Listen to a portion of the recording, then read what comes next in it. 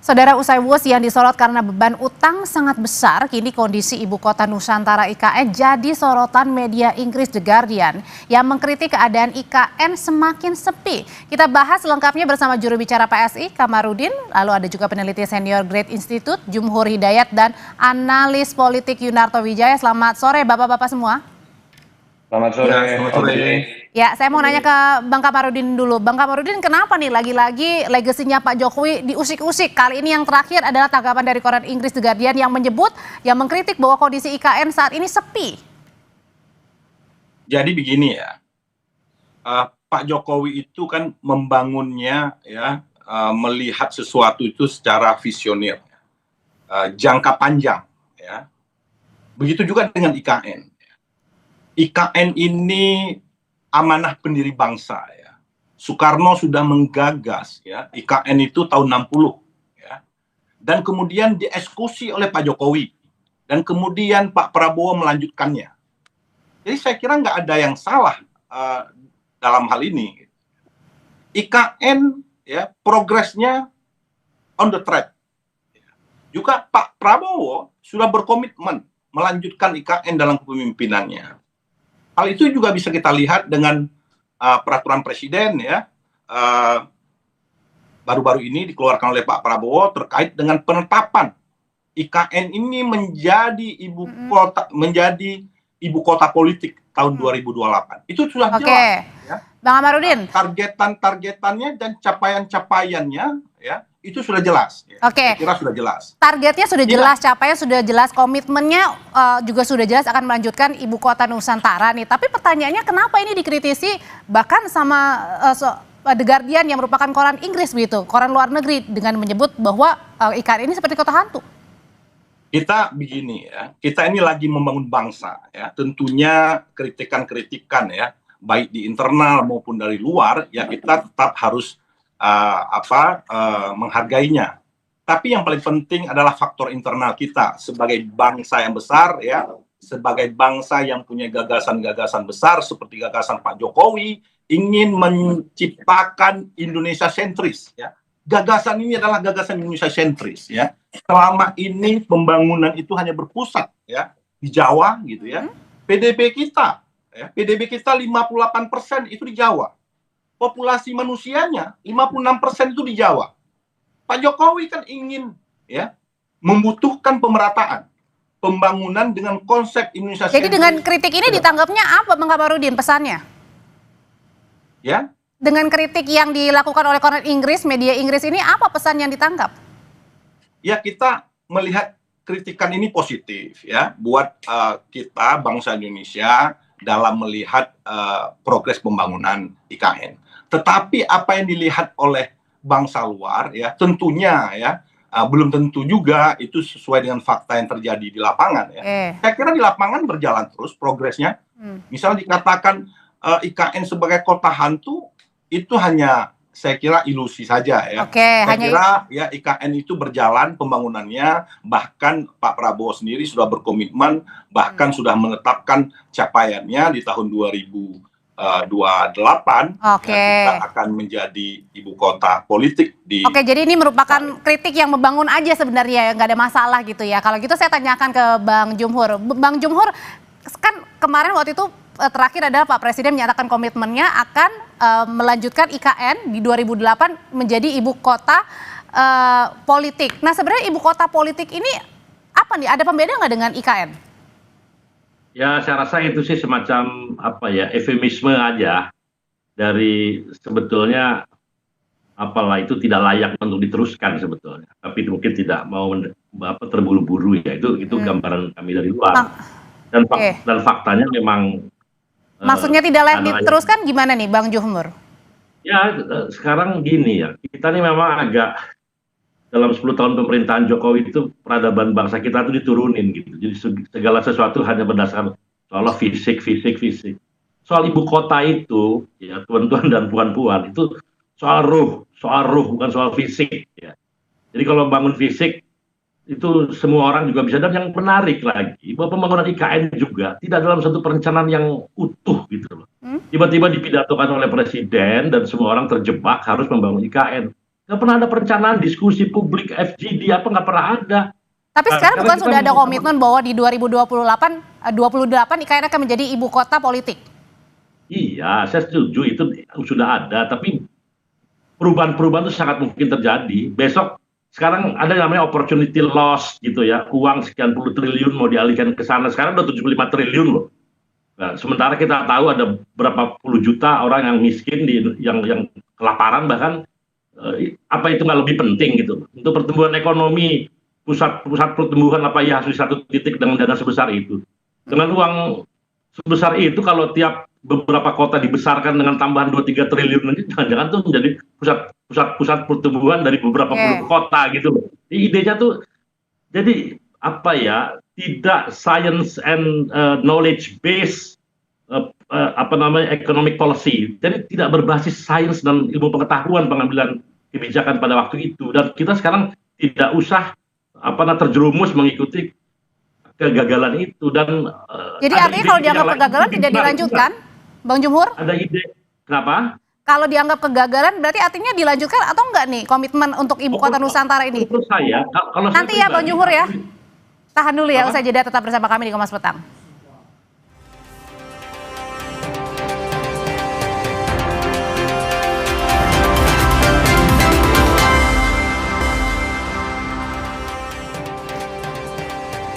Oke, sebelum kita berdialog di sore hari ini, kita akan memperlihatkan lagi sebenarnya apa sih yang dikritik dari koran The Guardian yang menyebut bahwa ibu kota Nusantara atau IKN ini terancam menjadi kota hantu, begitu ya. Itu adalah highlight ya atau tema atau judul besar yang dibuat pada tanggal 29 Oktober 2025.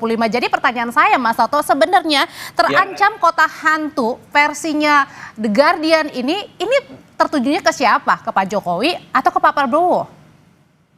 Iya, harus ditujukan kepada Pak Prabowo yang masih punya otoritas untuk menyimpulkan dan memutuskan apakah ini akan diteruskan atau tidak. Diteruskan pun dalam skala waktu berapa lama, karena setiap pengambilan keputusan akan menimbulkan resiko.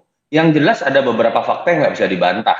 Pertama, ini sudah lari dari schedule atau timeline yang sebetulnya coba dibangun oleh Pak Jokowi di awal kemudian ingin membangun IKN. Yang kedua, dan itu bisa dilihat, yang kedua realisasi anggaran dari tahun ke tahun itu terus mengalami penurunan. Kalau kita bicara terakhir di zaman Pak Jokowi itu sudah habis sekitar 70 triliun lebih. 2025 kita bicara mengenai anggaran 14 triliun, itu pun sempat diblokir karena ada efisiensi. 2026 itu hanya 6 triliun. Pertanyaannya kemudian kan adalah, saya nggak bisa menyalahkan Guardian bahwa ketika ada sesuatu yang sudah dibangun dan kemudian anggarannya malah terus-menerus makin kecil, apakah kemudian yang dibangun itu tidak akan menjadi sesuatu yang mangkrak dan kemudian terlihat seperti kota hantu, tanda kutip ya. Itu menurut saya hal yang lumrah. Nah, ini yang menurut saya memang harus ditegaskan oleh Pak Prabowo, karena ada faktor ketiga yang kita lihat, betul ada Perpres yang kemudian memastikan keberlanjutan pembangunan, tapi ada terminologi yang berubah loh, bahwa ini tidak disebut lagi sebagai ibu kota negara, tapi ibu kota politik. Jadi artinya apa Mas Toto dengan tadi anggarannya semakin berkurang kemudian di 2008 sebenarnya? Kalau anggaran semakin berkurang, jelas bahwa Pak Prabowo itu memang dalam skala prioritasnya. Ketika kita bicara Asta Cita, ketika bicara mengenai bagaimana kampanye politik Pak Prabowo ini tidak memprioritaskan IKN. Pak Prabowo ini fokus pada dua hal. Satu, pangan. Kedua, masalah energi. Kalau mau ditambah yang ketiga adalah penambahan alutsista. Makanya kalau kita lihat keseluruhan anggaran di pemerintahan Prabowo itu hanya 3 itu saja yang berarti artinya di 2028 menjadi ibu kota politik ini belum tentu terlaksana. Pertanyaan saya, ibu kota politik apa, Audrey? Itu tidak ada di undang-undang. Bang Jumhur mungkin menjawab. Mungkin dari Bang Kamarudin ya, Bang Jumhur saya pikir tidak dalam posisi itu karena Bang Jumhur tidak setuju. Dan itu tidak pernah terjelaskan. Ketika ditanyakan ke KSP, tidak bisa dijelaskan juga. Kita mungkin bisa lihat, bisa kemudian menyimpulkan dari situ dulu. Kenapa sih kemudian terminologi ini diubah? Sehingga kemudian kalau bisa dijelaskan, kita bisa tahu niatnya ini memang diteruskan atau tidak. Kalau menurut saya, kita biarkan Pak Prabowo dalam konteks berbicara mengenai Indonesia. apakah anggarannya cukup atau tidak, apakah ini baik untuk Indonesia atau tidak, jangan dilihat dari sisi hubungan baik Pak Prabowo dengan Pak Jokowi. Ini masalah yang jauh lebih. Oke, kalau gitu untuk penegasan saja kalau gitu Bang Kamarudin, sebenarnya apa sih tanggapan dari Pak Jokowi sendiri? Pak Jokowi sudah tahu pastikan dengan 2028 ini berkomitmen Pak Prabowo untuk menjadikan IKN sebagai ibu kota politik. Apa tanggapannya Pak Jokowi? Ya, ini saya bukan mengomentari tanggapan Pak Jokowi ya. Kalau Pak Jokowi ya silahkan diminta tanggapannya gitu. Oke, dari Ini versi saya sebagai PSI? juru bicara PSI gitu ya. Yang pertama memang gagasan awal Pak Jokowi itu ya terkait dengan IKN itu adalah ibu kota politik ya. Kemudian Jakarta menjadi ekonomi sentris ya. Ya pusat ibu kota ekonomi pemerintahan, Bang Jakarta Kamarudin. ya. Ibu kota Kira-kira politik itu belum pernah muncul sebelumnya. besar itu yang digelontorkan ya oleh Pak Jokowi untuk kemudian bagaimana membangun bangsa ini yang lebih berkeadilan ya dan berkelanjutan.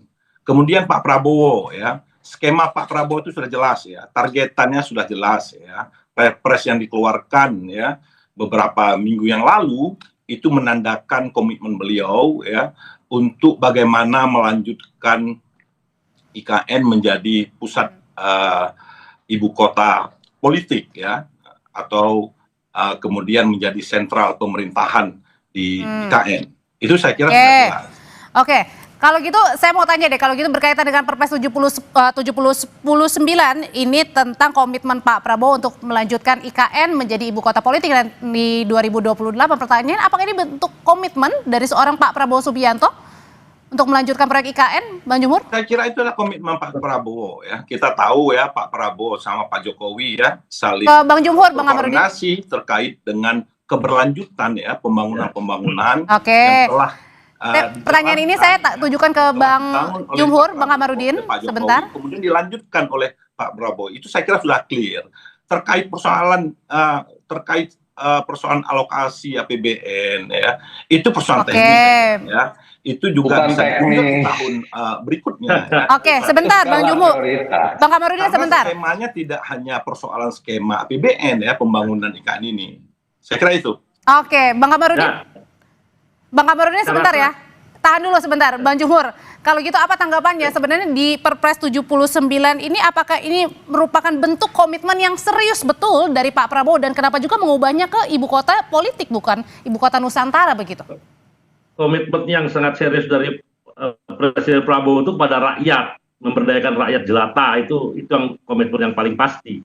Kalau untuk IKN menurut saya itu ini feeling saya itu kayak semacam eufemisme ya cara perlahan-lahan untuk meyakinkan kita tidak radikal untuk menghentikan stop. Bahkan mungkin ini proses daripada opportunity loss ya. Jadi berkurang dan kemudian nanti pada waktunya barangkali ada ide-ide untuk menjadikan itu semacam ibu kota Kalimantan Timur itu pernah muncul kan di DPR atau di itu, saya rasa itu baik gitu loh. Jadi tetap itu jadi semacam orang bisa melihat ke sana, bisa istirahat juga orang-orang pusat. Presiden mau rapat sekali-sekali kayak di Cipanas, Tampak Siring, Bogor, saya rasa itu baik-baik aja. Tetap menjadi kegiatan ekonomi, tapi tidak lagi membutuhkan biaya paling banter, biaya perawatan lah. Nah, kalau itu saya rasa pasti masuk akal. Jadi tidak kita sebut sama sekali kota hantu, tidak. Apalagi kalau bisa dilobi ibu kota Kalimantan Timur pindah ke situ, wah itu dahsyat tuh. Jadi itu bisa hidup. Jadi tidak jadi kota hantu. Oke, tapi kemudian kenapa dirawat juga kalau misalnya memang tidak jadi apa-apa nantinya? Jadi begini, enggak apa-apa. Punya istana bagus kan, kita kalau punya istana oke-oke aja, karena itu udah jadi nggak bisa diapa-apain juga, masa mau dirubuhin kan nggak mungkin dong. Tapi jangan sampai itu kemudian sama sekali tidak bermanfaat untuk publik gitu loh. Setidak-tidaknya sudah dibangun di situ bisa dimanfaat menjadi ibu kota. Oke, jangan sampai tempat wisata. Oke, jangan sampai tidak bermanfaat untuk publik. Sebenarnya ini problemnya di mana Mas Toto melihatnya? Sebenarnya komitmen yang kemudian dipertanyakan untuk dijalankan atau tidak, atau memang investornya yang sedikit di sana untuk berinvestasi, atau ada apanya ini tidak dilanjutkan? Kalau ya kan makanya jadi terancam ibu kota, jadi kota hantu. Iya, tadi saya belum mendapatkan jawaban tuh ketika bicara terminologi mengenai ibu kota politik, kenapa kemudian muncul pertama kali. Saya harus ralat ya, Pak Jokowi tidak pernah sekalipun menyebutkan Bang Kamarudin ini istilahnya ibu kota politik. Ibu kota politik itu baru muncul di Perpresnya Pak Prabowo, dan itu sampai sekarang tidak pernah dijelaskan. Yang kedua, Audrey, bagaimana realisasi anggaran yang terus-menerus turun itu kan memperlihatkan skala prioritas. Apakah itu sah-sah saja? Sah-sah saja. Rakyat sudah memberikan otoritas sepenuhnya kontrak politik kepada presiden yang baru.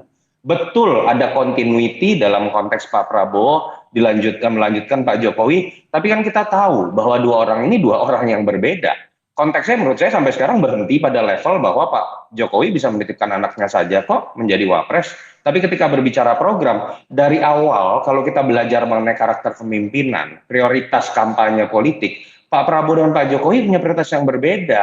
Silahkan dilihat prioritas anggaran Pak Jokowi selama 10 tahun dengan prioritas anggaran Pak Prabowo dalam 2 tahun terakhir. Jadi artinya Hal yang benar, sangat berbeda. Mas Toto, jadi Dan artinya itu jangan-jangan sah-sah saja. Oke, jadi artinya jangan-jangan benar nih terancam menjadi kota sepi begitu versinya The Guardian nih. Artinya begini Audrey, betul ini nggak bisa hitam putih bahwa ketika berbicara mengenai melanjutkan atau stop itu bisa dilakukan langsung begitu saja. Contoh, kalau kemudian melanjutkan nggak bisa juga Pak Prabowo dipush untuk kemudian anggarannya sekencang Pak Jokowi, karena kita punya keterbatasan cash flow. Tapi andai kata pun di stop, saya sepakat juga dengan Bang Jumhur, nggak mungkin di stop begitu saja, karena kemudian pertanyaannya apakah kemudian itu bisa dianggap kerugian negara, uang yang sudah keluar hampir 100 triliun. Artinya kita nanti akan tetap melihat bahwa apakah kemudian ini akan dialokasikan sesuai dengan amanah undang-undang awal, atau bukan tidak mungkin akan terjadi perubahan undang-undang. Dan seperti kita lihat, bahkan beberapa partai dulu pendukung Jokowi, sekarang pemerintahan Pak Prabowo seperti Nasdem, misalnya sudah memberikan satu ide baru untuk menjadi ibu kota Kalimantan Timur. Kemungkinannya menurut saya masih sangat banyak sekali. Tapi jelas memang IKN bukan program prioritas Pak Prabowo. Dan masih menjadi teka-teki juga ya, akan dilanjutkan serius atau enggak begitu. Terima kasih Mas Yunarto Wijaya, Bang Kamarudin dan juga Bang